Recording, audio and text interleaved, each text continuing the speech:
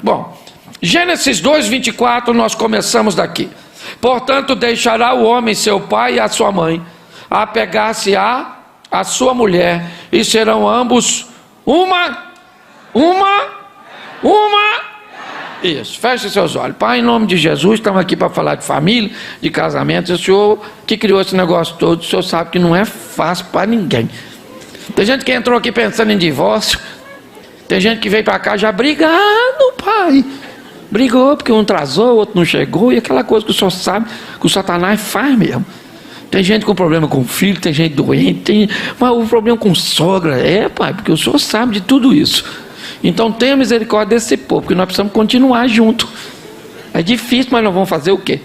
Ninguém quer morrer. Então nos ajude a levar esse negócio até o fim. Que levemos o outro no cemitério. Em nome de Jesus, amém. Isso. No rindo quando nós estamos orando, não. Ué, até que a morte o separe uma hora. Uma hora um tem que levar o outro, não é? Isso aí. Isso é vitória, glória a Deus. For morrer, morreu. Fui até o fim. Você está rindo? Mas é sério. Preste atenção. A ideia do casamento é uma ideia de Deus. E o que é o casamento? Uma instituição autorizada por Deus a unir duas pessoas até que a morte os separe. Ok? Até que a morte. Onde? Pastor, a Bíblia diz o que Deus uniu, o homem não? Isso. Mas pastor, eu casei no candomblé. Deus estava lá? Estava.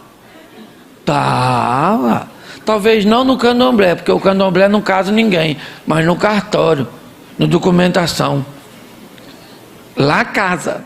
Eu não sou muito a favor de união estável, por exemplo. Por quê? Porque o status de uma união estável faz com que quem a fez permaneça solteiro. União estável não promove ninguém ao título de casado. Se você tem união estável, todas as vezes que você for alguém te perguntar casado, você diz não, eu tenho união, porque união estável não te promove a casamento, ou não te promove ao status de casado, que isso fique claro. Não gosto também muito porque você pode fazer união estável com diversas pessoas ao mesmo tempo, porque não tem nenhum papel que circula para verificar se você já é casado. Então muito cuidado, ok? Se só deu para fazer até hoje, estou aqui criticando não, só estou te dando informação, vim aqui para isso. Você analisa, não gostou, recebe esse mesmo e observa, tá certo? Porque se eu não vim aqui para falar só o que você gosta, já vou falar umas coisas que te agradam, mas também vou falar uns troços ruins para tu, tá certo? Então entenda uma coisa, a propósito do casamento é unir duas pessoas para sempre, até que a morte. Mas tem alguém que não gosta disso. Quem é? O tal do Satanás. Ele vai perturbar você, vai perturbar a sua mulher, vai perturbar a sua sogra. Sogra tem uma conexão com o mal. Vai perturbar seus filhos, vai perturbar você, tá certo? Então você precisa entender isso. Eu gosto dessa sinalização bíblica, porque presta atenção: deixará o homem seu pai e a sua, apegar-se-á a sua mulher, e serão ambos uma só. Quando é que a Bíblia diz que você está pronto para casar? Quando você está pronto para promover a sua família, ou não vou dizer promover, ou para promover o seu cônjuge a status de mais importante que seus pais. Você consegue entender isso? Depois que você casa, sua mãe é linda, maravilhosa, salve, salve, mas agora ela é atriz coadjuvante. A véia vai para segundo lugar, Rubem Barrichello. Entendeu? Se não quebrar no caminho. É isso aí, entenda bem, tá certo? Então, enquanto você não conseguir colocar outra pessoa na sua vida num nível tão alto de importância, não se case. Vai por mim. Não casa não. Tá certo? Porque quando essa pessoa entrar, ela é a pessoa mais importante da sua vida. Fala assim, ela é mais importante que mamãe. Fala.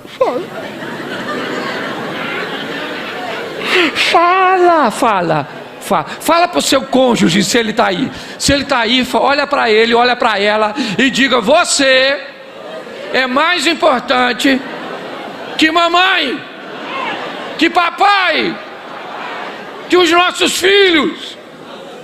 Isso, fala para seu marido: esse cara é você. Olha aí para ela, ela está falando, você está olhando para mim. Eu não sou sua mulher, rapaz.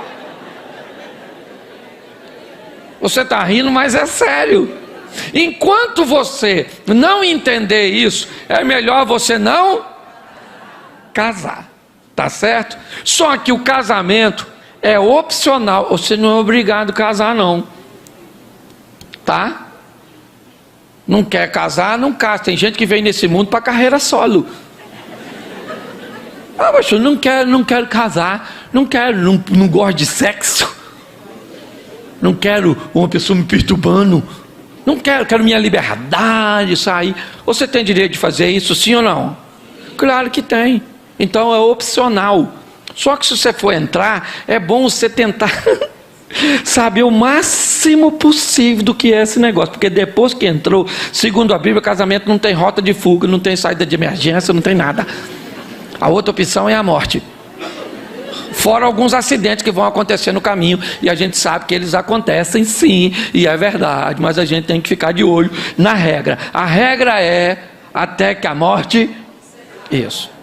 Então como é que eu escolho? Deixa eu começar nessa linha do opcional. Tá bom? Bom, quem aqui não quer casar de jeito nenhum? Levanta a mão. Isso. Olha, tenho aqui 2. Isso. Lá atrás tem 3. Aqui 4. Ó.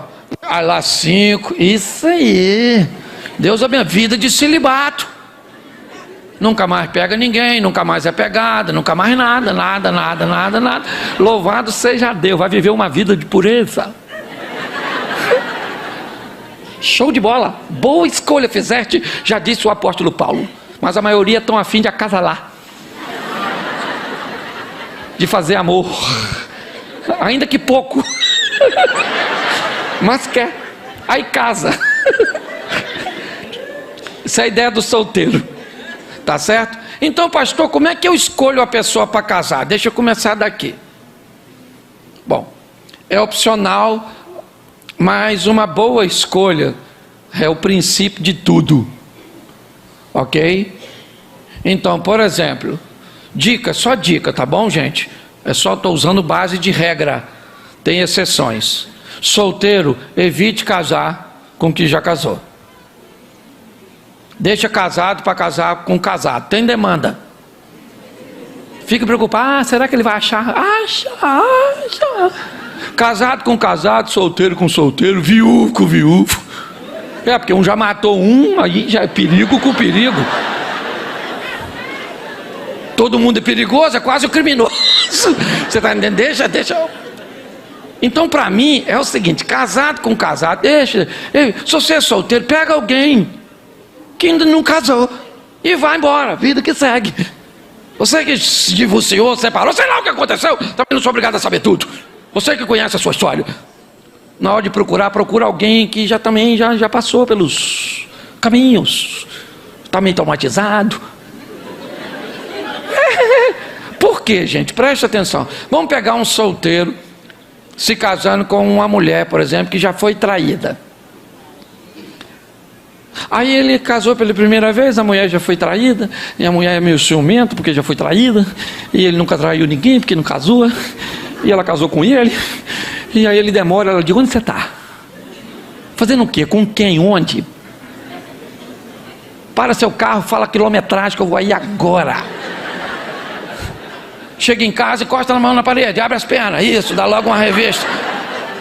Qual é o grande problema? É que às vezes precisa-se ter maturidade para entender isso. As pessoas não fazem nada disso na hora de se relacionar, vão pela paixão, pelos impulsos.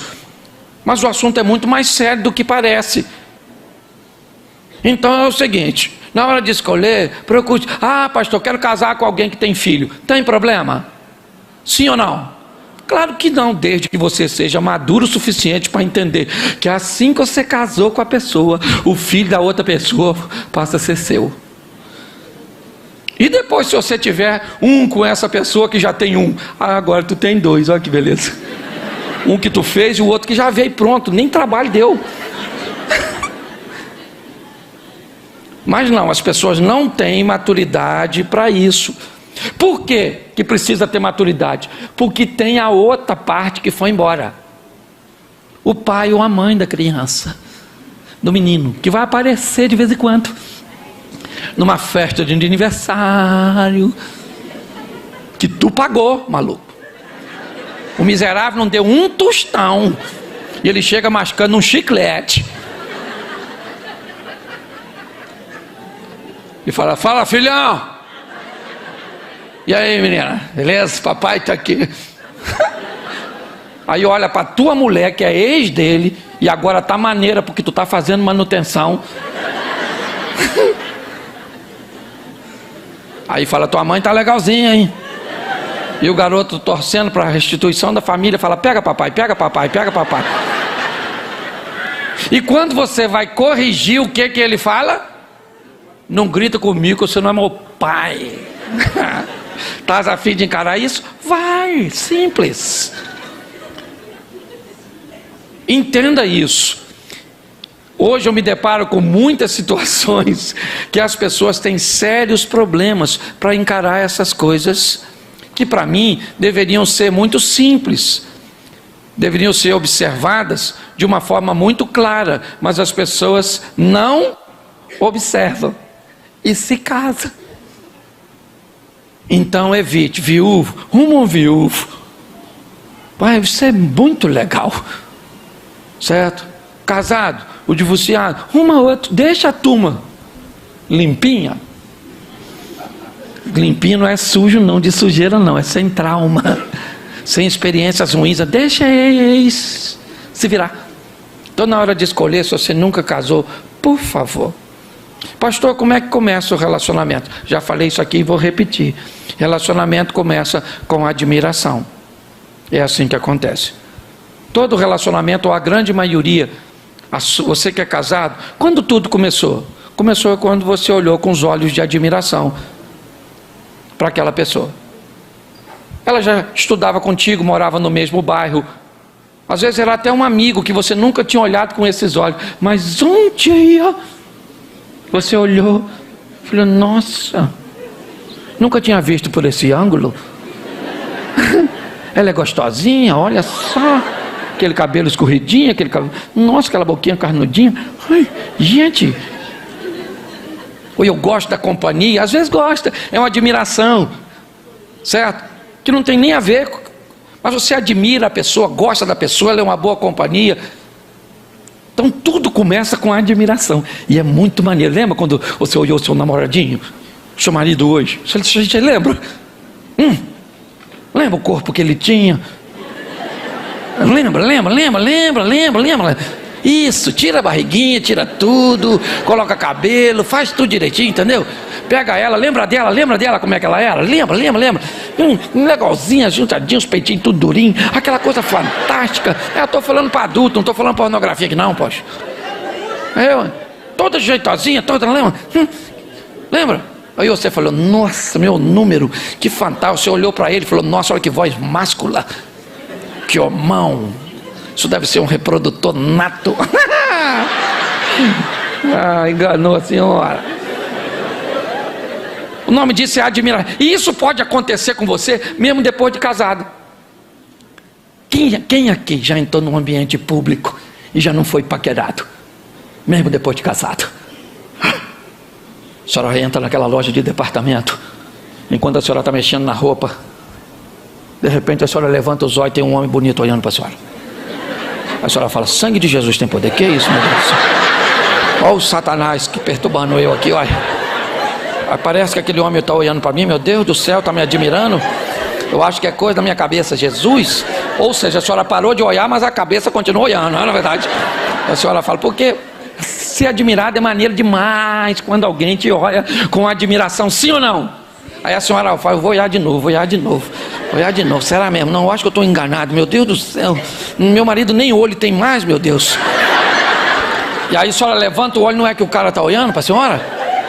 Aí a senhora bota o olho e fala: Jesus de Nazaré. Oh, meu Deus do céu. Nossa, eu ainda estou maneira. Que isso, Jesus, me perdoa. Mas que sentimento gostoso que eu estou sentindo. Eu estou viva.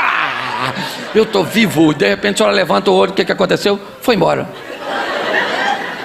Não levanta a mão não, mas eu sei que já aconteceu.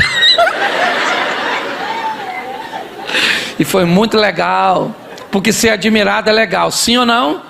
Sim. Isso aí. Então, admiração. Vamos para a próxima fase. Se você admirar alguém, mas não tiver desejo, essa pessoa vai ser um ótimo amigo. Mas se os desejos começarem a aparecer, aí seus hormônios estão escolhendo aquela pessoa. Aí você já olha, começa a dar um arrepio. Você fala: sangue de Jesus tem poder, que é isso? Meu Deus, o que eu estou sentindo? Aí você olha para ela, lembra? Aquele negócio chama tesão. Pode falar isso aqui, não pode, Formalhão? Pode. O pessoal aqui tem, não tem aqui? Aqui é um lugar quente, costuma ter bastante, não é verdade? Na friagem o negócio fica difícil. Tesão, desejo, aquilo que os hormônios entram em você. Quem criou tesão? Deus. Então, menina, pelo amor de Deus, não esconda seus desejos. Você é saudável quando você vê um menino que você admira e o seu corpo fala: olha, pensa nele, esfregando você. Aí começa a dar calor assim. O que é isso? Deus. Isso é Deus. Purim. Se você olhar para um menino, menina, e não sentir nada, Deus foi embora. Você tem que olhar para sua namorada, rapazinho. Não interessa se você é crente, fala 3 tipos de língua estranha, você é batizado no Espírito Santo 3 vezes, você é um camarada extraordinário, já leu a Bíblia, é teólogo, achólogo, eu não sei quem você é, eu só sei de uma coisa: quando você olhar para sua namorada, você tem que falar: eu vou rasgar essa maluca no meio. Ele casa, não rasga nem na beiradinha, mas ele tem que ter desejo, admiração e, repita comigo, admiração e isso. O ambiente está sendo preparado, está havendo uma sinalização. Aí vem o respeito. Diferente de admiração e desejo, vamos levar um pouco de responsabilidade para isso. Respeito tem a ver com as ideias, com os valores, com os princípios, com a fé, com os limites. Eu quero colocar o respeito aqui com aquilo que vai observar as coisas com menos emoções, com mais razão, tá certo? Ele é lindo, maravilhoso, você admira, você tem desejo, mas ele é preguiçoso, morcego. Tem algum problema da senhora casar com um preguiçoso morcego? Sim ou não? Claro que não. O cara é discípulo do Batman. Não tem problema. Ele pode ser preguiçoso, acordar tarde, não saber fazer nada. Mas assim, ó, para casar com um morcego desse, a senhora tem que ser Batiguel. A mulher do morcego, que já sabe que ele é um morcego, gente. Aí a senhora fala: não tem problema, ele é lindo, eu amo. Nossa, fantástico, ele não trabalha, mas eu trabalho. Ele não ganha dinheiro, mas eu ganho. E ele é meu homem. Beleza, dona.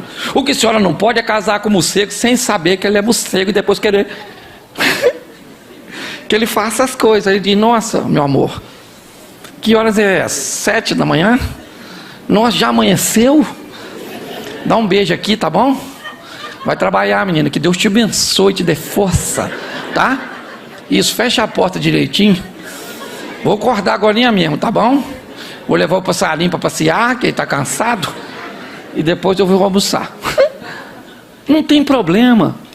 Se você respeita isso, se você tem o conhecimento disso, o problema é que as pessoas não observam nada disso antes de se relacionar e depois querem cobrar do outro.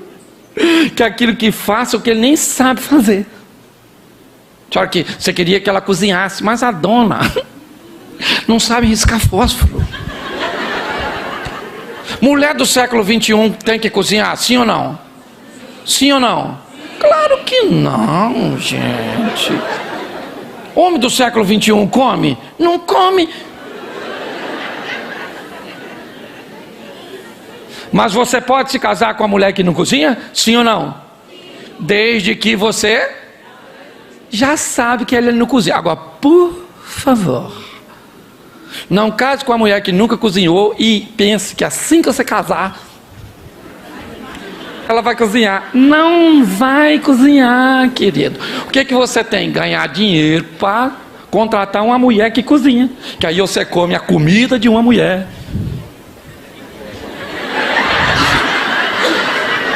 E come as coisas da outra. Você está conseguindo entender? Não é preciso, eu acho que não dá para ser mais claro do que isso. Porque parece que alguém enganou você, que você é ingênuo demais. Que as pessoas depois que casaram, elas tiram uma capa e agora você é um pobre coitado que foi ludibriado. Não vem com essa conversa comigo. Você tinha tanto desejo e admiração que deixou de avaliar as pessoas segundo o respeito. E sabe o que é pior? É que quando tem muito desejo e muita admiração, esses recursos, eles são tão fortes e poderosos que ele pode fazer com que você suporte algumas áreas de desenvolvimento. A mãe dela sempre foi essa cobra. Sempre, a véia assim. É uma naja cuspideira, nem precisa morder. De longe a bicha cospe. Mas você só foi descobrir isso 20 anos depois de casado. Por que é que depois de 15 anos, Cláudio, ele implica com mamãe, ele implica com papai, ele implica com meu irmão, ele não quer ir na minha casa? É fácil. Não implicava antes porque tinha muitos recursos que encobriam essas coisas. O grande problema é que a convivência, ela vai trazendo desgastes. E aí a admiração vai diminuindo. Aí o desejo vai diminuindo. E quando esses recursos vão diminuindo, inevitavelmente, coisas que você não via antes, começam a ver. Um dia, uma vez, o Eduardo estava conversando comigo, falou comigo essa frase, que quando os recursos, ou seja, todas as vezes que a água baixa, o rio mostra as suas pedras. Os recursos baixaram, inevitavelmente. Você começa a enxergar no seu cônjuge coisa que ele sempre teve, mas que você nunca. Então, você viveu 20 anos com essa pessoa sem ver. Então, meu filho, volta a ser cego. O que eu tenho que fazer? Aumentar o nível novamente de admiração e de desejo. Que aí eu vou conseguir superar tudo isso. Se eu não entender isso, eu vou ter sérios problemas. Por quê? Porque o que eu quero é o tão sonhado amor. E o amor é o último que chega, gente. O primeiro a chegar é a admiração. O segundo a chegar é o desejo. O terceiro a chegar é o respeito. E aí o cenário está pronto para quem chegar? O amor. Aí o amor chega. Depois de admiração, repita comigo, admiração, desejo e respeito. Aí o amor chega. Bom, se o amor é o último a chegar, ele também é o último a sair, ele é o último a ir embora. Então, provavelmente, a admiração, desejo e respeito vão partir, ou não, né, necessariamente todos eles. Mas nós vamos precisar entender e respeitar isso. Às vezes, quem vai embora é o desejo. O casal não resgata o desejo, virar amiguinho. Ah, que lindo. Ela faz comida para ele, ele paga as contas dela, um chama o outro de meu amor, mas eles dormem em quarto separado, ou não tem mais encontro amoroso, porque o desejo acabou. Às vezes tem muito desejo, mas não tem respeito. Aí ele xinga, aí ela xinga a mãe dela, seu filho não sei o que, vai não sei aonde, taca esse negócio nele, seu cachorro, sua não sei o que, sua égua, eu vou largar você, sua mula, sua besta. Mas a hora que vai para a cama, maluco, o negócio fica frenético. O que é isso? Isso é muito desejo sem respeito. Não é disso que eu estou falando. Eu estou falando de um relacionamento onde tenha admiração, onde tenha desejo e onde tenha E se você sentir hoje, o que eu estou falando isso? Você precisa entender. Hoje, se você olhasse para o seu casamento, no que diz respeito à admiração, de 1 a 10, qual é a nota que você daria para seu cônjuge? Admiração. Se fosse desejo, qual é a nota que você daria para desejo? Não dá não, só pensa. Entendeu? Qual é a nota que você daria para respeito do seu relacionamento? Baseado nisso, você pode traçar a medida do amor. Tá certo? Então, quando alguém diz assim, pastor, eu não amo mais, a minha pergunta é, onde você estava quando o desejo, admiração e respeito estavam indo embora? Onde é? O que você estava fazendo quando tudo isso aconteceu? Se nós entendermos isso, queridos, isso pode nos ajudar a evitar sérios problemas. E olha que eu não estou nem falando de casado ainda, eu estou só falando de solteiro. Outra coisa, se você quer casar, levanta a mão de novo, solteiro. Arruma um lugar para morar. É aí, ó, tá vendo? Eu já morei com um sogro assim que casei. É uma perturbação. Uma perturbação. Você vai morar na casa dela, você fica nervoso, grita com ela. Fica quieta! A mãe dela fala, não fala assim com a minha filha. Aí você fala, minha senhora, não se mete, que ela é minha esposa. Seu cunhado fala abaixo com a mamãe. Você vai fazer amor, não tem um lugar. Ô irmão, fica quieto, que o negócio está ficando difícil para tu. Escute só, você vai fazer amor, o quarto não tem uma suíte. Se você vai casar e não tem nem como fazer um banheiro, meu filho, espera mais. Junta dinheiro para fazer só um banheiro. Às vezes você não precisa de uma casa, só um banheiro dentro do quarto para você tomar banho. Se você puder, compra um frigobar para botar suas coisas, porque você bota lá fora, nego come tudo. A família parece descendente de gafanhoto. Tem tudo. E quando mora no quintal, porque tem turma que começa a fazer uma comunidade. Parece coisa indígena. Isso! Pra você ver. Aí a mãe mora aqui, que é o pajé. Aí mora um filho aqui, outro aqui. É uma comunidade. Você, para dar um danoninho pro seu filho, você tem que prender ele dentro de casa. E alguém ficar na janela de olheiro, dando cobertura. Ai, meu filho, come rápido. Vambora.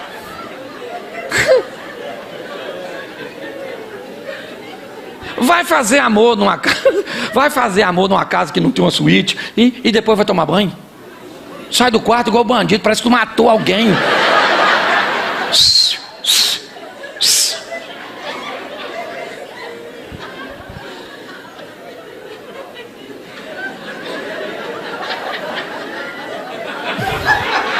O ato sexual não pode ter nenhuma sonoplastia. Se tiver, vai acordar a mamãe, vai acordar as crianças, vai acordar. Ou seja, você não está fazendo sexo, você está fazendo um crime, você é um criminoso. Ninguém pode saber de nada que você está fazendo.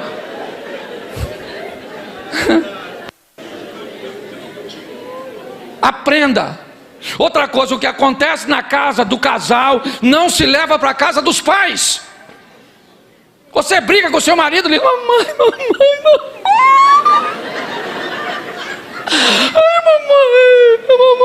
A sua mãe vai odiar seu marido. Você faz as pazes e a véia fica chateada com ele para sempre. Porque ô velhariada para ter memória boa. Aí você coloca toda a sua família contra o cônjuge e depois você faz as pazes, quer que todo mundo faça também, não vai fazer. Você demonstrou para sua família que havia um sofrimento, que aquela pessoa, certo, que eles amam, fez você sofrer. E aí é comum isso acontecer. Mas as pessoas não se preparam para nada dessas coisas. Nada. E aí casa. E agora que o negócio vai ficar difícil. Sabe? Porque conversar é fácil no namoro. Briga no namoro é mole. Porque quando você briga namorando no noivado, como é que você falava com ele? Seu cachorro, vai embora!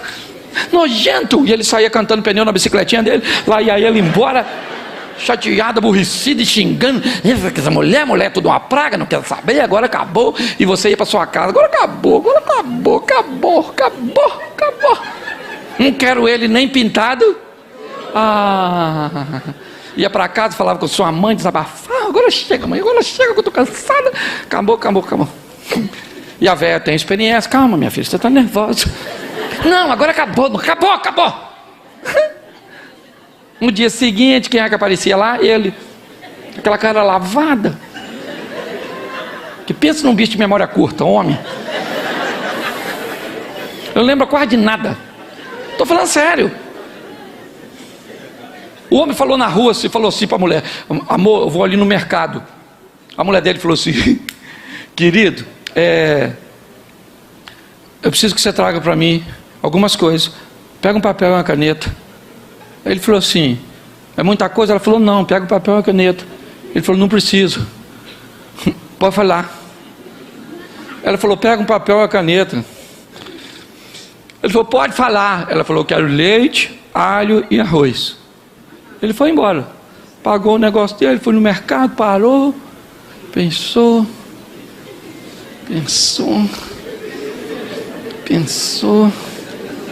Aí o atendente veio: o senhor está procurando alguma coisa? Ele falou: não, rapaz, que minha mãe me pediu para me levar um negócio. Ele falou: o senhor não lembra de nada? Eu falei: lembro, papel e caneta. É a única coisa que eu consigo lembrar. Então o homem tem a memória muito curta. Aí o cara vai no dia seguinte. Aí ele chega, toca a campainha. Aí ela já estava esperando. Aí ela fala: lá, mãe, lá, aquele cachorro tem coragem de vir aqui. Fala que eu não estou. Aí vai a véia mentirosa.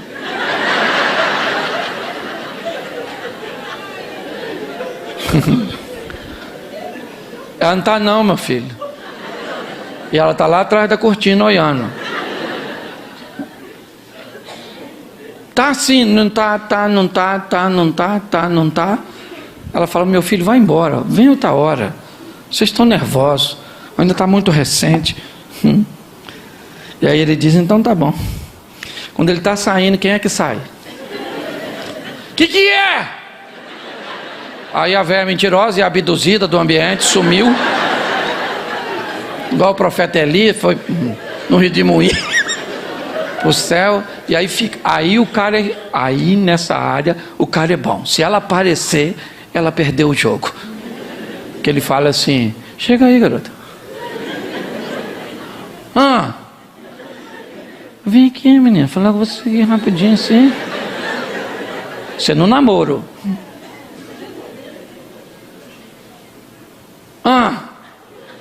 Vem aqui, garota.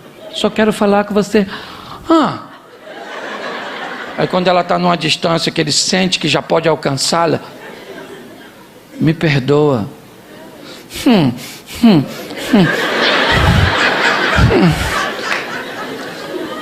Eu te amo. E agora quem é que está olhando lá da cortina?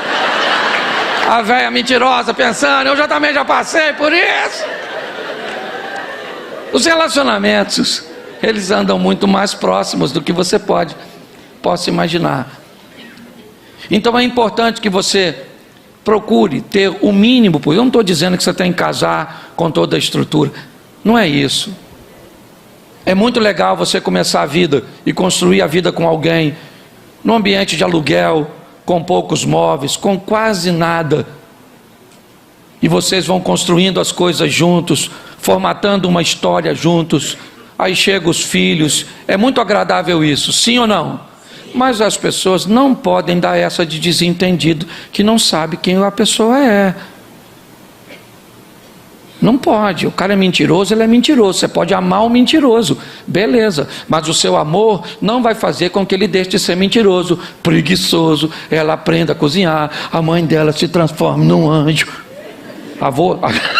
A véia até voa, mas é de vassoura, entendeu? Então é importante olhar isso. Só que as pessoas não fazem isso, tá certo? E antes o casamento era diferente. Hoje as coisas estão num ambiente descartável. Ou você casa bem, ou não vai durar muito tempo. Porque essa geração é uma geração que não costuma consertar as coisas, ela costuma descartar as coisas. Porque descartar é mais fácil do que consertar. Então tem um tópico que eu quero trabalhar com você aqui, do livro, que é a comunicação. Eu coloquei aqui como primeiro, porque eu amo diálogo. Fala assim, é conversando que a gente se desentende. Eu já falei isso, você já deve ter me ouvido falar, mas é importante você entender que, primeiro, o mundo masculino, ele conversa com um propósito, e o mundo feminino com outro propósito. Uma mulher, por exemplo, quando ela quer pedir um conselho, ela não quer o que está pedindo, ela só quer um ouvinte, alguém que vai prestar atenção nela. Só que no mundo dos homens, conselho pedido é conselho dado. Então o cara casa com uma mulher, ela fala, amor, eu estou numa situação difícil, preciso saber o que fazer. Aí você acha que ela quer. Observe uma mulher escutando uma outra que está pedindo conselho, e veja como é que elas conversam. Primeiro aprenda a conversar com elas, porque mulher é audiovisual, e também elas gesticulam quando falam. Por quê? Não sei. Olha, elas encostam a mão, passam a mão no cabelo. Nossa, menino, que você está com cabelo macio, como é que você está? Pensa um homem fazendo isso contigo. Nossa, irmão, seu cabelo está tão bonito. Falou, tira a mão de mim, maluco, você é louco, rapaz, sai fora. Está pensando o quê, rapaz? Eu, hein? Os mundos são diferentes. Então, quando uma mulher pede conselho à outra, você pode notar, a outra vai olhar para ela, ela vai ouvi-la, ela vai esboçar reações, ela vai fazer tudo enquanto está ouvindo, e a outra está falando, ela está aqui, sério? Que isso? Menina, que absurdo, nossa. Mas assim que a outra terminar de falar, aqui escutou, diz assim, menino, olha, eu estou atrasado, tá bom? Foi um prazer encontrar com você. A outra fala, nossa menino, estou tão bem de ter conversado contigo. E aí ela vai embora sem nenhum conselho, porque mulher não quer conselho, ela quer tensão. Aí você pede um homem, você quer ver a coisa mais, presta atenção, você para na frente de um cara para pedir um conselho, assim que você termina de falar, ele se despede de você, vira as costas e vai embora. Falou, maluco, tu é louco, e o meu conselho? Rapaz, nunca mais. Isso não se preocupe comigo. Infeliz. Aí, quando o cara vai escutar a mulher dele, ela termina de falar, ele dá o conselho. Quando ele dá o conselho, ela fica ofendida. Aí ele acha um absurdo ela ficar ofendida com a intenção de ajudá-la que ele tinha. Ah, pelo amor de Deus. Preste atenção. Um homem pediu conselho, o outro escutou, avalia o que foi dito e diz, olha, eu acho que você está certo nisso, nisso, nisso, nisso, nisso e nisso. Isso aqui, cara, eu acho que você deveria fazer diferente. Eu, se fosse você, eu agiria de outra forma. O que o cara vai falar? Pô, cara, muito obrigado. Valeu. Eu não tinha visto por esse ângulo. Vou embora, vou pensar. Deixa a sua mulher te pedir um conselho, você olha, avalia tudo e diz para ela: ó, mediante o que você me disse, eu acho que você acertou nisso, nisso, nisso, nisso, nisso, nisso, nisso, nisso, nisso, nisso, nisso, nisso, nisso e nisso. Agora isso aqui eu faria diferente. Sabe o que ela vai falar para você? Por isso que eu não gosto de falar contigo.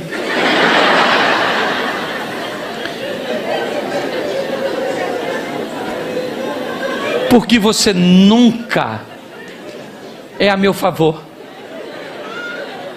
Você sempre é contra mim. Minha vida não anda porque você me puxa para trás. Mas ele concordou com você em quase todas as coisas, sim ou não? Porém, quando uma mulher pede um conselho, ela não, mas ainda quer atenção. É isso. Porque o homem pensa: então, para que eu vou escutar? Se ela não quer. É só escutar. Às vezes minha mulher: Cláudio, eu queria falar um negócio muito sério. Eu vou lá. Fala, querida. Não, porque aconteceu isso. Eu falo: caramba, sério, velho? Nossa, menina. Mas isso é um negócio muito... Meu Deus. E o que você fez? Aí ela começa: eu fiz isso. E eu falo: que isso, garoto? Mas que sabedoria. Eu não teria condições de resolver esse grande problema. O que você acha? Eu falei: eu acho que você está certa, é isso aí mesmo que você fez. Isso, para que eu vou dar conselho? Se vai gerar confusão? Então, tá assim de gente brigando por nada. Eu aprendi uma coisa: tem gente que só vai conversar também com porta aberta. Hoje a gente estava brincando com isso. Porta aberta, o que é isso, pastor? Conversar de porta aberta é aquela pessoa que quer ter sempre razão e quase sempre não tem. Mas na hora que você imprensa, ela foge. Das duas, uma. Ou ela diz: ó, vamos parar com essa conversa. Não quero mais falar. Porque acabou o argumento, ó. Ou então fica agressivo. Começa a quebrar as coisas. Ou seja, como é que você se lida com um negócio desse? Então é bom que você entenda. Se você vai dialogar, primeiro, você tem a maneira que a pessoa fala, o vocabulário que existe para ela. Eu vou usar uma palavra aqui, por favor, tá? Não é só para... Esse dia um cara falou comigo assim: pastor, eu vou largar minha mulher. Eu falei: por quê? Ele falou: porque ela me mandou ir a merda. Eu falei: sério? Ele te mandou ir a merda? Eu pensei: uma falta de respeito, sim ou não? Mas a palavra merda para mim não é uma palavra para divórcio. É uma palavra para se corrigir, mas não para se divorciar. Você não concorda comigo? Mas ele falou: pastor, eu vou largar ela. Eu vou largar ela, pastor, porque se ela me mandar merda de novo, eu quebro ela no cacete, eu mato ela. E aí eu comecei a conversar com ele e descobri que a palavra merda na cultura dele é um troço absurdo, porque na casa dele nunca se falou isso. Se ele pronunciasse essa palavra na casa dele, o pai quebraria os dentes dele. Entendeu? Ele nunca tinha visto a mãe discutir com o pai. Para ele, aquilo era um absurdo. E aí eu fui conversar com ela. Ela entrou assim para falar comigo. Viu aí, pastor? Falou que vai me largar. Só porque eu mandei ele uma merda. Palhaçada. Aí eu fui conversar com ela e entendi que a palavra merda para ela não era nada. Era muito comum na casa dela a palavra merda. Comida tá ruim, tá uma merda. Fiz isso, tá uma merda. Tudo era merda. Então ela merda, era o vocabulário dela. Aí entrou os dois depois. Ele falou: e aí, pastor? Eu falei: posso dar um conselho para você? Ele falou: claro, pastor. Eu falei: larga ela. Ele falou: o quê? Eu falei, você estava querendo? Foi só eu concordar que você desistiu? Larga ela. Ela falou, o que é isso, pastor? Eu falei, larga ela. Aí os dois já ficaram. Mas por que, pastor? Eu falei, porque ela vai mandar você a merda de novo. Você sabe por que ela vai mandar? Porque essa palavra para ela não significa o que significa para você. Você consegue entender que tem coisas que se você fizer com a sua mulher, se você falar com ela, pode ser altamente destrutivo. E para você, se fosse ela que disse, se fosse ela que fizesse, não teria efeito nenhum, porque é perfeitamente comum de onde você veio. Aí ele falou assim, que é isso, pastor? Eu falei, posso falar uma verdade para vocês? É o seguinte, ou você descobre que essa palavra não tem o poder destrutivo que tem para você na boca dela, não é isso que ela quer dizer, ou a senhora dá um pulinho lá na letra M do seu dicionário e risca. Isso, fica só no F com fezes. Isso.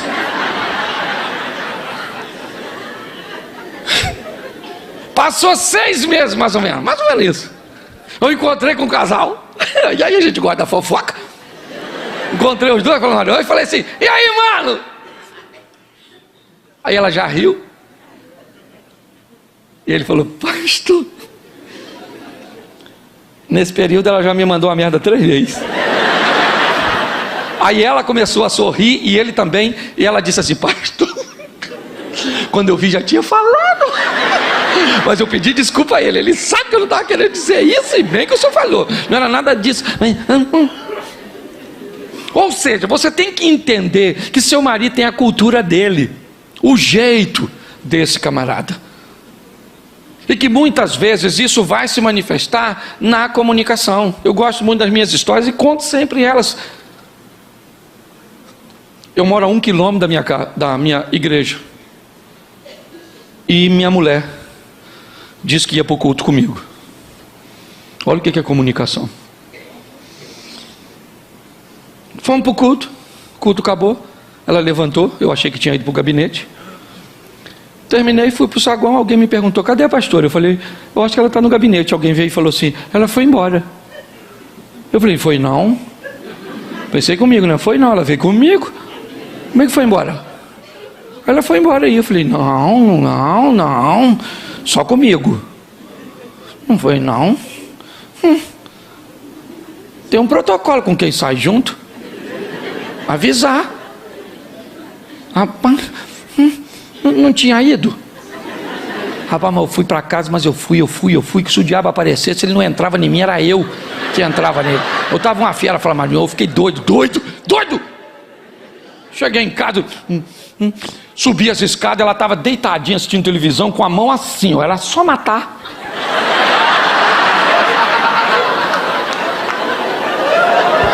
Era só eliminar e estava pronto. Mas eu estava com ódio, porque eu sou gente. Tem gente que pensa porque eu falo de família não tem briga lá em casa. Eu sou muito diferente da minha mulher, muito diferente, muito. Aí eu reuni minhas forças que sobrou e falei mansamente, querida, a quem você avisou para me avisar que você tinha vindo? Ela falou, ninguém. Quando ela falou ninguém, gente, aí eu me retirei. Porque aí eu não aguentava mais, eu fui tomar banho, eu falei, meu Deus, por que me desamparaste? Senhor, isso é uma falta de educação, isso é um absurdo. Eu jamais faria isso com ela. Eu jamais faria isso com ela. E a gente pensa que o que você jamais faria com o outro jamais faria com você. Ah, neném, pensou, né? Fui tomar banho e comecei a orar, falar com Deus lá embaixo do chuveiro. Falei, Senhor, eu falo de casal, muito difícil isso. Poxa, e eu tenho muita dificuldade para reclamar com Deus da minha mulher, porque tem hora que eu não sei se ele é meu pai ou se ele é meu sogro. Eu vou bem devagar, porque eu estou falando mal da filha dele. mas que me mata. Aí eu tô, quando de repente lá da sala vem uma voz manso, suave: Cláudio, que jantar? E jantar. Quero jantar nada, eu quero perdão, pedido de perdão, eu quero que ela diga: eu errei, eu tinha que ter te avisado, eu tinha que ter deixado uma mensagem, um WhatsApp, alguma coisa. E nessa hora Deus falou comigo: meu filho, ó, falei para você, minha filha é assim, quando faz besteira não sabe pedir perdão, não prendeu na cara dela.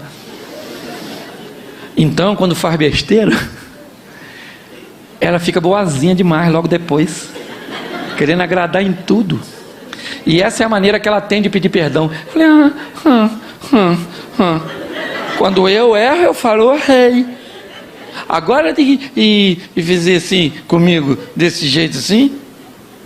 Aí Deus falou nitidamente comigo: ou é isso ou é nada. Aí eu falei: não, então é isso aí mesmo, né? Se é o que tem, né? É o que tem, né? Não, nem todo mundo perfeito. Aí, escute só. Ela perguntou de novo, porque está tudo acontecendo lá no banheiro, entre eu e o Eterno. E aí ela falou de novo: Cláudio, quer jantar? Aí eu já saí, estava enxugando. Falei: quero, filho. Passa um bifinho para mim. Queria um arroz fresquinho. Frita uma batatinha, queria uma saladinha também. Eu queria um suco e uma sobremesinha. E pensei comigo: eu estou muito ofendido. Porque nem sempre as pessoas vão corresponder ao seu modelo. Às vezes o seu marido, apesar de te amar, apesar de ser o homem certo para você, ele é muito diferente de você. Você consegue entender isso? E aí as pessoas têm dificuldade de comunicação, têm dificuldade de falar, de entender o peso que aquilo tem. Às vezes as pessoas, um cara vem me narrar uma história: pastor, eu traí minha mulher. Oh, sério, cara, traiu? Pastor, e ela não quer mais viver comigo, pastor, eu nunca fiz isso, foi a primeira vez, eu nunca mais vou fazer, pastor, e ela não quer me perdoar. Manda a mulher vir. Aí vem a mulher. A última coisa que a mulher fala é do adultério. A última coisa, ela diz: pastor, ele criou uma rede de intriga, de mentiras, e disso e daquilo, e me enganou fazendo isso. Eu acredito que ele não vai fazer mais. Ele não é um homem ruim, mas todo o sistema que ele criou para sustentar a traição fez com que eu não confie mais dele, não quero mais viver com ele, porque ele me enganou de uma tal forma que o engano que ele fez, a maneira que ele usou para esconder aquele erro, que para ela nem era tão grande, pelo menos para aquela mulher que eu estava conversando. E eu descobri que o motivo pelo qual ela estava se separando dele, e se separou, não teve nada a ver com adultério. Porque às vezes o que você pensa que fere seu cônjuge não é o que feriu. Quando nós vamos conversar no diálogo franco, objetivo, nós descobrimos o que realmente aconteceu naquela história. Hoje muitos casais têm muitas dificuldades de conversar, ou mesmo aqueles que conversam bem, a pauta é muito ruim. Eles têm tempo para falar dos filhos, da igreja, dos negócios, das contas, do dinheiro, mas nunca tem tempo para falar de si mesmo. Essa é a grande verdade para muitos. Muitos acabam vivenciando isso de uma forma muito difícil, e com isso pessoas vão viver mudanças temporárias, o que é o caos para os relacionamentos. porque isso vai fazer com que você perca credibilidade. Uma das coisas mais preciosas que você pode ter é credibilidade. Perder a credibilidade num relacionamento, seja com seu cônjuge, seja com seu amigo, seja com seu cliente, é algo altamente destrutivo. Você precisa entender que muitas pessoas sofrem mudanças temporárias, sente que está perdendo, que algo está acontecendo, ou que pode acontecer, então para de beber, para de fumar, para de sair, sai de todos os grupos de WhatsApp, diminui aquilo que está incomodando. E o que essa pessoa faz? Seria muito legal, ela vê que o seu relacionamento melhorou, ela vê que as coisas se encaixaram, porém elas, depois de um tempo, elas voltam para outros grupos, elas voltam a conversar com ex-namorados, com grupos que conversam sobre assuntos que já sabe que causou a briga há meses atrás, e volta a sair, e volta a beber, e volta a fumar, e volta a chegar tarde, e volta a andar com quem não devia, e volta a trazer para dentro de casa aquelas pessoas que criaram problemas lá atrás. O que isso vai fazendo? Vai removendo de você sua credibilidade. Isso vai vagarosamente destruindo seu relacionamento. Há um tempo atrás um cara falou comigo: pastor, chama minha mulher aqui e diz para ela que eu a amo. Eu falei: quem tem que falar para sua mulher que você a ama é você. Ele disse: mas ela não acredita em mim, mas ela gosta tanto do senhor, que se o senhor falar com ela vai acreditar. Eu falei: por que ela não acredita em você, cara? Ele disse: posso falar a verdade para o senhor, pastor? Falando a verdade, é que eu já falei um montão de vezes, pastor, e eu não mudo, e ela não acredita mais em mim. Eu falei: então você acabou com a sua reputação e agora quer desgraçar a minha? Eu não vou falar nada, não vou falar. Ele ficou chateado comigo, mas eu não falei, certo? Por quê? Porque ele não ia mudar. Gente, nós precisamos entender que não é fácil para ninguém. Mudar é um grande desafio, porque todas as vezes que você planeja uma mudança, o seu cérebro não quer.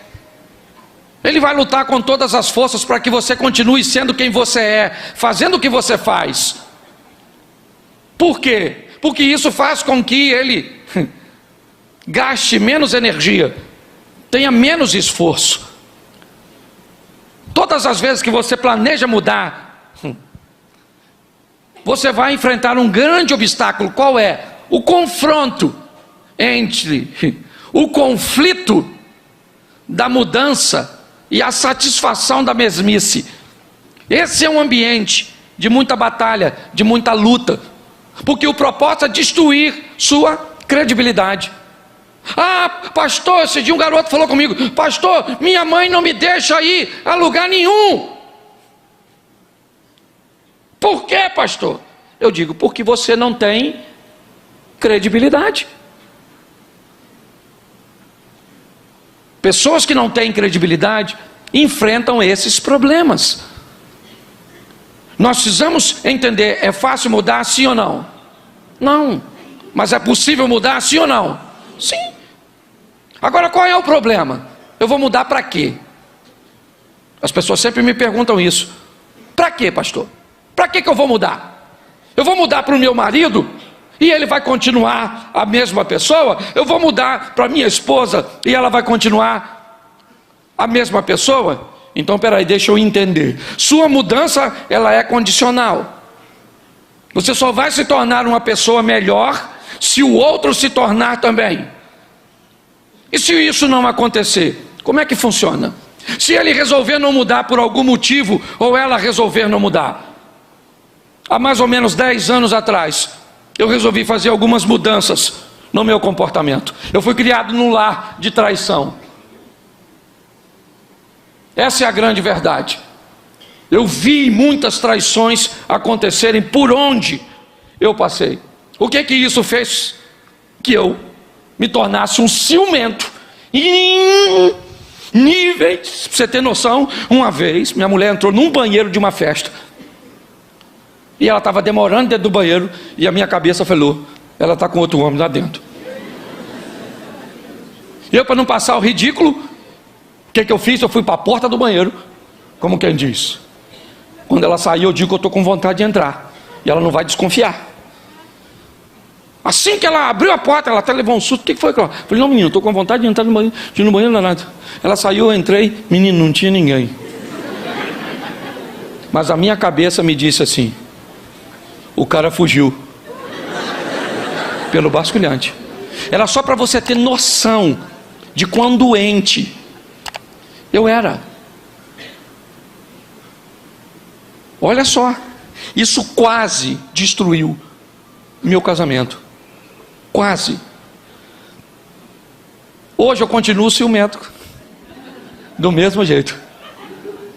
Mas fique tranquilo que nunca mais causei problema para ela. Eu ia numa festa, por exemplo, tinha um homem bonito, irmão, e eu ficava doido. Se o homem estava ali, eu virava minha mulher para cá. Se o cara estava lá, eu virava minha mulher para cá. Aí eu comecei a fingir que estava passando mal. Olha só: nossa, eu não estou bem. Aí ela falava assim: então vai para casa, Cláudio.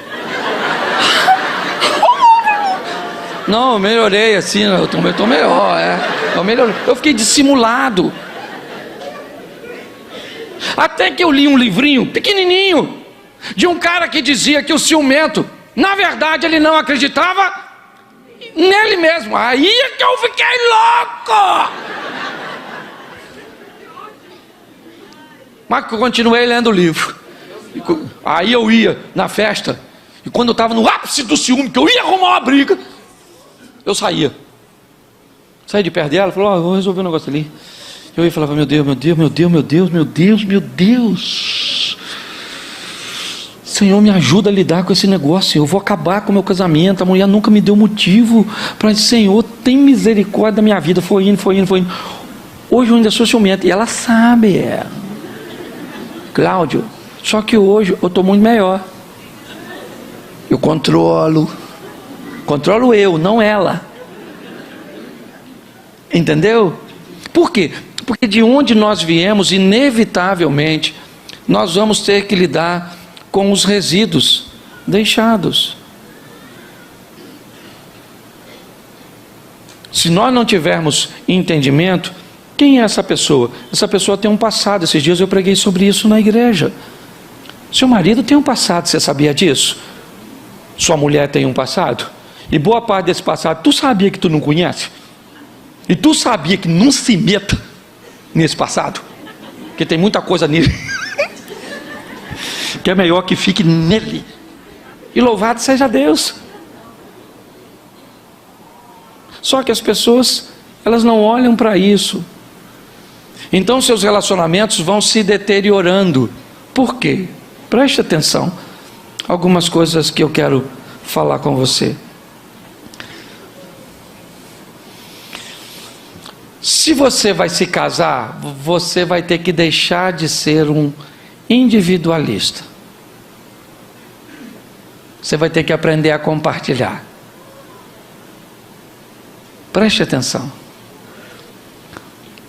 Sua individualidade é extremamente importante. Amém? Amém? Isso. Você se considera importante? Sim ou não? Então conserve sua individualidade. Isso. Você não pode ser um individualista. O que é um individualista? Um individualista é aquele indivíduo que quer que tudo seja feito segundo o jeito dele, na hora que ele e do jeito que ele. Não se vive com esse tipo de gente. Isso é um chato. Só vou comer se for no meu restaurante. Só vou se for lá. Ah, é? E se for em outro lugar, você não vai? Então não vou. Se for para viajar, é toda vez para aquele canto. Se for comer, tem que ser sempre segundo. Isso é chato. Agora também tem o outro que abriu mão da individualidade dele toda. Ele não resolve mais nada. Tudo é os outros que resolvem. Onde vamos comer? Vê você. Vamos fazer o quê? Vê aí você. Mas que hora nós vamos sair? Você que sabe. Vamos viajar para onde? Você decide. O que você está dizendo? Eu não sou nada, nem ninguém. Daqui uns dias ninguém te pergunta mais nada. Você tem que cultivar sua individualidade. Não sempre. Fazer um revezamento. E pior, isso é coisa de gente que a mãe e que o pai não deixava resolver nada. Aí cresce. E pior, eles não decidem e fica com raiva de quem decide. Você quer ver? Você fala para sua mulher assim: vamos sair para comer um negócio? Ela fala: vamos. Aí você, eu estou dizendo mulher, mas você faz com aquele tal, certo? Com o que foi manipulado. Você quer comer o quê? Havia aí. Você escolhe. Aí você está acostumado a decidir. Ah, então tá bom, vamos comer uma pizza. Mas pizza? Ah, pizza não, pô. Aí o outro decidido: beleza, então escolhe você. Não, escolhe você, poxa.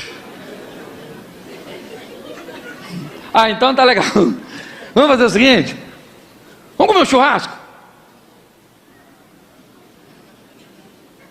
Essa hora? Você não tem criatividade, não? Pensa assim numa coisa boa. Faz o seguinte, querido. Escolhe você. Não. Vê aí o que você quer. Eu quero não comer nada. Eu perdi a vontade de comer, de sair, de viver. Eu perdi vontade de tudo, porque você não resolve, nem me deixa resolver. Você está rindo? Mas é uma grande verdade que a maioria das pessoas não conseguem entender. E isso vai fazendo com que os relacionamentos vão se desgastar. Isso. É desse jeito. Então você tem sua individualidade. Eu já falei isso aqui uma vez. Lute por ela. É uma das coisas mais preciosas que você tem. Pare de dar o seu direito de escolha o tempo inteiro para outra pessoa. Pare de querer que a sua escolha seja a única que prevaleça sempre. Sua individualidade tem que ser estabelecida, porque isso faz com que você sinta, né, primeiro, que você faz parte dessa família, que você faz parte desse relacionamento, que em algum momento as coisas são feitas segundo o seu modelo, segundo o que você quer. Pessoas que vão dando o direito ao outro a escolher. Ah, esse dia a mulher falou comigo: pastor, eu vou largar meu marido, sabe por quê? Eu não escolhi a cor da minha casa, eu não escolhi os móveis da minha casa, eu não escolho nada, a cor do meu carro, eu não escolho nada. Eu fiquei louco. Chamei o cara e falei: meu irmão, deixa eu falar uma coisa para tu. A sua mulher vai te largar, cara. Não faz sentido você não dar a ela nada de escolha. Ele falou assim: pastor, o senhor não está entendendo. Ela não escolhe nada. Se eu deixar para ela escolher, não pinta a casa. Se eu deixar para ela escolher, nós não temos móveis. Se eu deixar, para ela escolher o carro, ela não sabe o carro que quer. Se ela tem o carro que tem, da cor que tem, só tem porque eu dou e não tem problema. Eu olhei e descobri o que é. Ela foi alguém que foi anulada ao longo do tempo. As pessoas estão assim. E pior, todas as vezes que você vai conversar com elas, o que elas fazem? Transferem responsabilidade. Tem uma coisa que eu detesto mais do que divórcio. E quando eu digo divórcio, eu digo pelo motivo errado. Mas sabe o que é? O casamento de pessoas que continuam casadas, infelizes e não mudam nem acreditam nas mudanças. Porque está assim de gente, ó. Assim, ó. Pastor, é isso mesmo. Casamento é desse jeito. Casamento é isso mesmo. Não, não é não. A vida é desafiadora. Tudo que você faz, a gente trata no livro, deixa resíduos. Sim, tudo que você fez, tudo que te aconteceu ao longo da sua caminhada, deixou resíduos em vocês e em mim. Resíduos que nos deixam ciumentos, resíduos que nos deixam avarentos, resíduos que nos deixam introvertidos. Inevitavelmente, nós vamos ter que lidar com todas essas coisas. Por isso, muitas vezes, você está conversando sobre um assunto na sua casa, e no meio do assunto, um dos dois traz algo de 10, 15 anos atrás, de meses atrás, que não faz sentido, nem na pauta ele está. Mas o que é isso? Isso são resíduos que estavam lá, que não foram tratados, que não foram vistos. E é isso que tem destruído famílias. Nós não somos perfeitos e não vamos ser. Essa é a grande verdade. Mas nós podemos viver junto? Sim. Eu digo sempre para minha mulher, não vai ser fácil, mas vai valer a pena. Nós temos 32 anos de casado. É desafiador? É. Temos filhos, netos. Mas eu posso dizer para você hoje, meu relacionamento é muito melhor do que era no começo. Porque nós amadurecemos. Nós não estamos casados com a pessoa errada não, gente. Nós temos que aprender a lidar com essa pessoa que Deus colocou na nossa vida, ou que nós escolhemos. Às vezes eu não sei nem se é Deus, porque às vezes bota a culpa nele, mas não foi você que escolheu. Era esse homem que a senhora queria? Não era, mas foi o que a senhora pegou. Tem 7,8 bilhões de pessoas, como é que a senhora ia acertar para apanhar um só? Então o segredo é pegar essa pessoa e buscar entender quem ela é de verdade, as imperfeições que nós chamamos de defeito. E me permita brincar aqui mais uma vez, vamos fazer um cafezinho. Eu gosto de brincar isso, principalmente com o mineiro. Bota água para ferver, sim ou não? Sim ou não? Coloca o pó na água, sim ou não?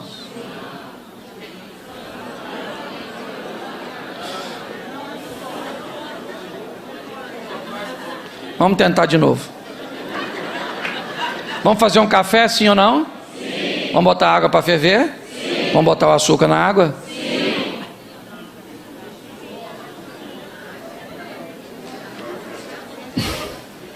Vamos botar água para ferver? Sim. Vamos botar o pó no coador? Sim. Não vai ter jeito. Vamos deixar o café para outra hora, ok? Deixa eu te falar uma coisa. Se eu boto o café, se eu boto o pó na água, passo a água com o pó no coador, coloco o açúcar, o que eu fiz? Se eu pego a água, boto para ferver, coloco o pó no coador, passo a água no pó, no coador, e depois coloco o açúcar, o que eu fiz? Se eu coloco a água para ferver, se eu coloco o pó na água, se eu coloco o açúcar na água, com o pó, misturo, e eu jogo no coador, o que eu fiz? Porém, eu fiz café de maneira... Pois é. Essa tal de diferença virou defeito. Quando o seu marido faz algo diferente de você, parece que vira defeito.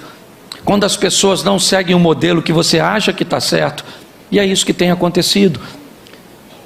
São essas imperfeições naturais que estão destruindo os relacionamentos.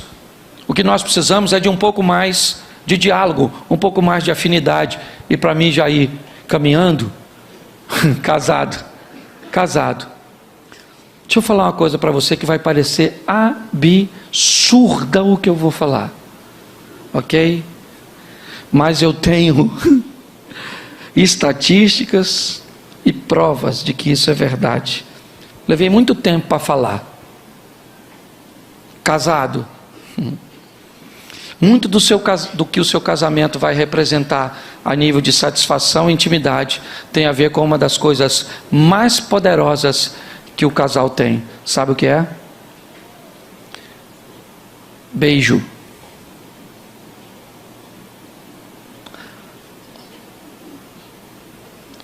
A maioria dos casais casados pararam de beijar direito. Riram de quê? Eu não escutei, o que foi?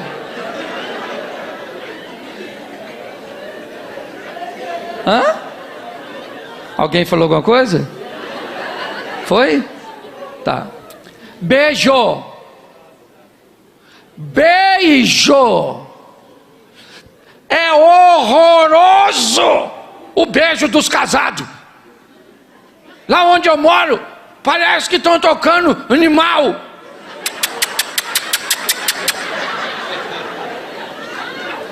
Você pegar um casal casado, não interessa a idade que tu tem. É lógico que você tem sua intimidade. Talvez você seja tímido, não vai fazer isso na frente dos outros. Mas você tem que puxar a nega véia para perto. Isso. Antes de beijar, dá uma... Isso. Uma desarticulada na língua.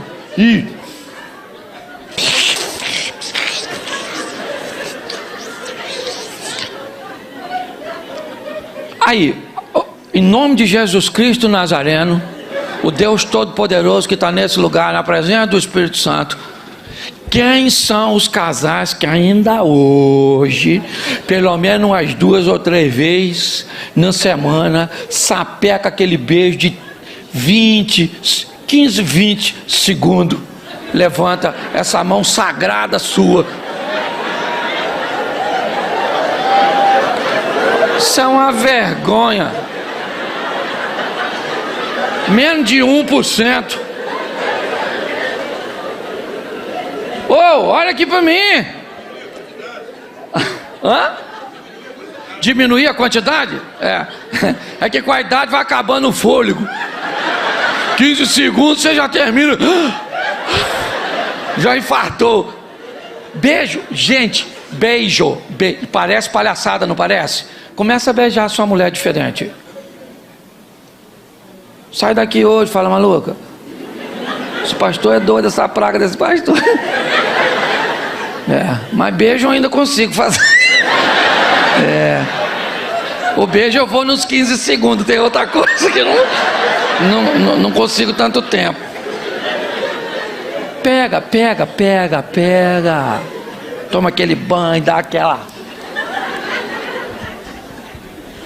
Isso. Fala maluco, vem aqui. Isso. Aí você puxa a presa,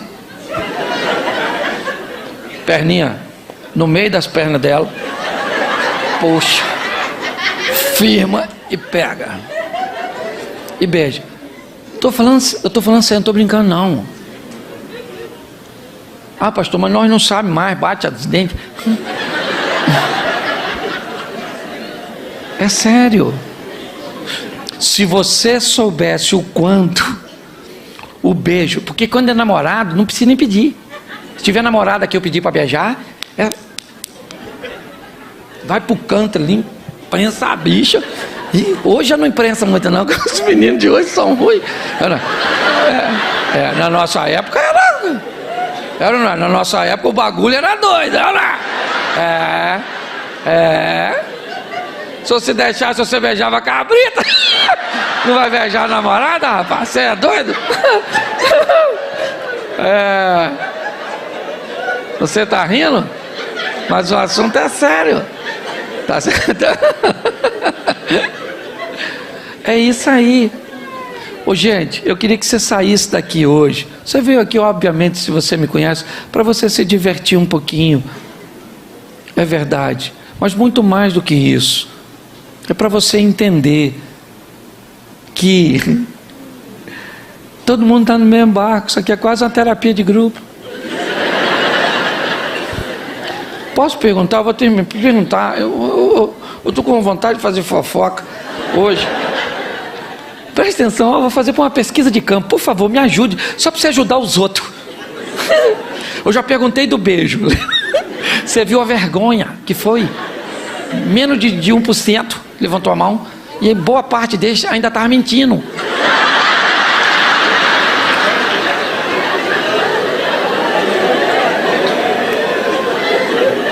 Quantos aqui, só para você ver como é que é um negócio assim, ó. Quantos aqui fazem amor 3 vezes por semana?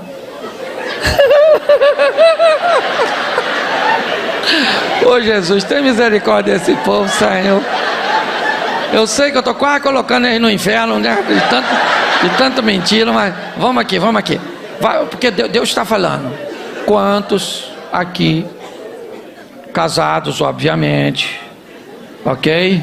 Fazem amor 3 vezes por semana, levanta a mão. Legal, Deus abençoe, lugar quente. É isso aí. Não estou levantando a mão, mas eu não estou não, tá bom? Então só estou levantando, só para cumprimentar você. Eu estou levantando a mão, mas eu não estou nesse negócio mais não. Tá certo? É só para cumprimentar vocês, que eu não estou mentindo. Deus sabe. Tá certo? Quantos aqui 2 vezes por semana, levanta a mão. Escute. Tu viu quantos levantou de 3? Eu não vou baixar mais para não humilhar. Eu vou aumentar para ver se vai. Que a resposta eu já tive. Quantos aqui fazem 4 vezes por semana ou mais? Levanta a mão. Show de bola. Isso. Louvado seja Deus. Deus ajuda. Aí se tu tem uma mulher que faz amor contigo 4 vezes por semana, você não tem uma mulher, tu tem um anjo dentro de casa.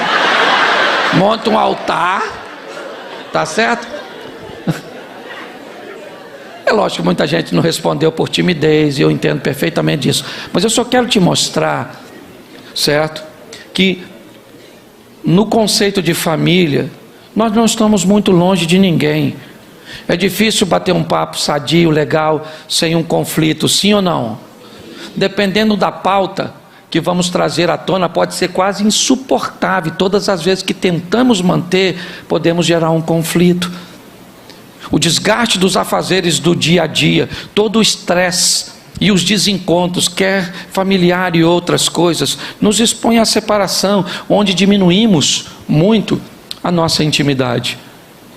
Eu não estou querendo expor ninguém ao ridículo, eu só estou querendo mostrar que essa é a realidade da sociedade. Mas muitas vezes, principalmente os introvertidos, aqueles que têm muita dificuldade de estabelecer uma linha de comunicação, pensam, isso só acontece comigo. Não, querido. Não é só seu filho que dá problema, não é só seu casamento que tem crise, não é só a sua situação financeira que muitas vezes enfrenta uma crise. O que eu aprendi, e tive que aprender com a Bíblia, porque não aprendi com meu pai, que teve diversos relacionamentos, é manter uma linha, onde eu e minha esposa, porque funciona mais ou menos assim, lá em casa é mesa para planejamento, sofá para diálogo, altar para oração e cama para celebração. Cama não se resolve problema, para com essa palhaçada. Cama não é lugar de resolver problema. Cama é lugar de celebrar problema que foi resolvido. Onde? No planejamento da mesa, na intimidade, no diálogo do sofá, ou nos joelhos, no altar. Eu não sei que tipo de problema você traz consigo, e talvez nem traga hoje, mas certamente o enfrentará amanhã. Se você observar depois o livro que você tem à mão, falando daquilo que lhe era opcional, e você consciente ou inconscientemente acabou entrando, mostrando a você a força do diálogo, da credibilidade, falando de gravidez, de filhos, de resíduos e de tantas outras coisas. Não pegue esse livro e guarde, não, dê uma olhada nele, porque no final de cada capítulo você pode responder um questionário, fazer um exercício. Por isso que muitas vezes nós recomendamos que seja um livro para cada um, e que eles leiam separadamente e que possam responder para depois cruzarem informações. A minha proposta é melhorar o casamento das pessoas, é fazer com que você entenda que o seu cônjuge é uma bênção. Queria que você ficasse de pés agora. Segure na mão da sua adversária, se você está aí com ela. Se você está... não, eu vou fazer. Eu vou pedir o beijo. Fique de frente assim. Ou só o casal assim. Eu sei que o seu marido... Bota a música de beijo aí, irmão. É música de beijo. Fique de frente assim, fique de frente para sua esposa. Dá para apagar a luz um pouquinho? Não, nem a minha não vou beijar. A minha pode deixar. Agora sim. Isso. Não tô nem vendo. Não beija agora não, nem assim não. O cara ali já tava falando, eu vou te pegar. Música de beijo. Esse é um beijo perigoso, irmão. Diminui.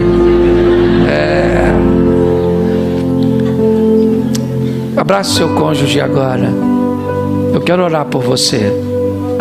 Eu vou orar também por você que seu cônjuge não está presente.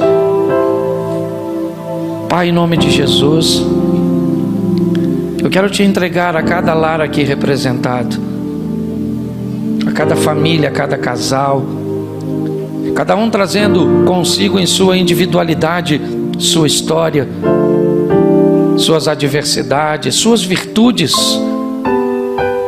porém também as áreas cujas quais eles precisam se desenvolver.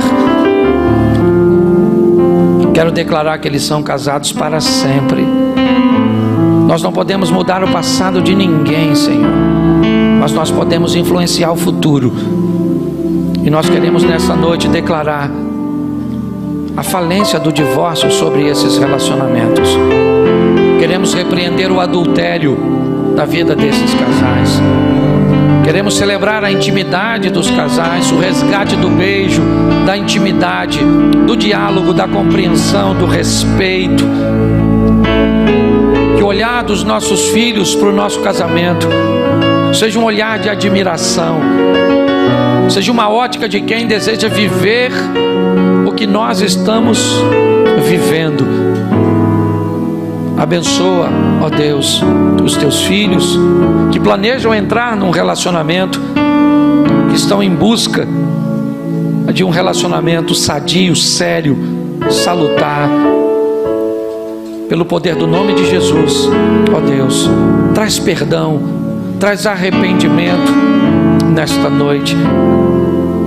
Que o marido possa ir para casa dizendo para a esposa: olha, eu não sei nem pedir perdão, eu não aprendi, como disse o pastor, mas mesmo do meu jeito, eu queria dizer: me perdoa, eu te amo, eu errei, eu não deveria ter feito, ou eu deveria ter te apoiado e não apoiei.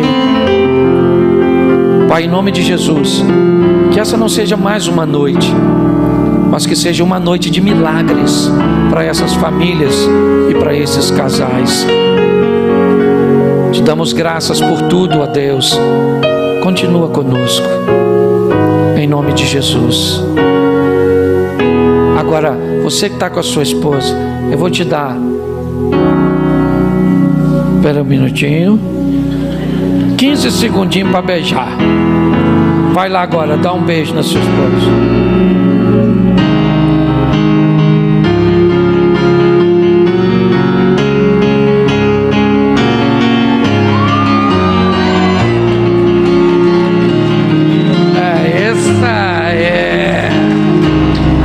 Glória a Deus.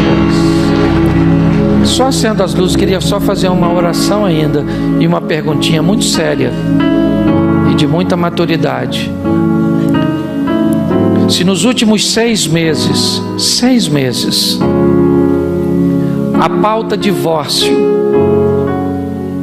tomou conta do seu diálogo, nos últimos 6 meses, a pauta divórcio, vamos nos separar, acho melhor cada um ir para o seu lado, fez parte do seu diálogo, eu queria que você saísse viesse aqui à frente, eu quero orar por você. Se fez, sai do seu lugar e vem aqui. Ninguém quer entrar na sua intimidade, ninguém quer te expor. Esse é um trabalho sério, que fique claro isso. Você que está aí em cima não precisa vir aqui embaixo, é só sair e ficar de frente para mim aqui. Eu já vou terminar, mas eu quero orar por você. Isso. Pegue sua esposa, traz para cá. Pegue seu marido. É só para me mostrar a você que o que parece ser algo que tenha tentado destruir apenas o seu casamento. Quantos casamentos têm enfrentado isso? E eu só perguntei 6 meses. Se eu prolongar aí um pouquinho mais, você pode ter certeza que o número vai duplicar. Traga seu casamento para cá. Não quero saber se vocês estão brigados, não quero saber se vocês já chegaram aqui chateados, eu não quero saber disso. Eu não tenho poder para reverter isso. Traga seu casamento para cá, porque o Senhor está aqui, porque a misericórdia do Senhor está aqui. Isso. Se você está só, agora mentalize seu cônjuge. E você que está com o seu cônjuge aí, segure na mão dele agora e me ajude, igreja. Me ajude, porque talvez hoje você não esteja com essa pauta, mas você sabe muito bem que há tempos atrás você enfrentou algo que talvez não disse para seu cônjuge, mas passou por sua cabeça. Porque às vezes a maneira mais fácil que temos é de pensar em desistir. Hoje, graças a Deus, esse assunto não está na sua pauta, mas já esteve. E se não esteve, amanhã poderá estar. E hoje nós estamos orando por eles, mas amanhã eles podem estar orando por nós. Estendo as mãos para cá, igreja. A isso, para eles. Pai, em nome de Jesus, nós queremos entregar aos nossos irmãos, que a força que os une seja muito mais poderosa que a força que está sendo empregada para separá-los. Nós abençoamos os nossos irmãos, pedimos que a tua misericórdia se estenda sobre a vida dessas mulheres, dessa vida desses homens, das feridas, das humilhações, das dores, das crises, dos problemas financeiros, dos problemas familiares, ó Deus, dos desencontros conjugais, que tudo isso, ó Deus, fora a força que o maligno tem usado, que o diabo tem usado para tentar destruir a nossa casa, a nossa família e os nossos filhos, nós jogamos por terra hoje e destruímos da vida dos nossos irmãos e declaramos que eles são casados para sempre, para a honra e glória do teu nome. Fortalece a tua filha e o teu filho nesta noite, e assim já te agradecemos por tua misericórdia, em nome de Jesus. Você pode aplaudir o Senhor e dizer amém. Que Deus abençoe vocês, que Deus abençoe a casa, a família de vocês, amém. Glória a Deus.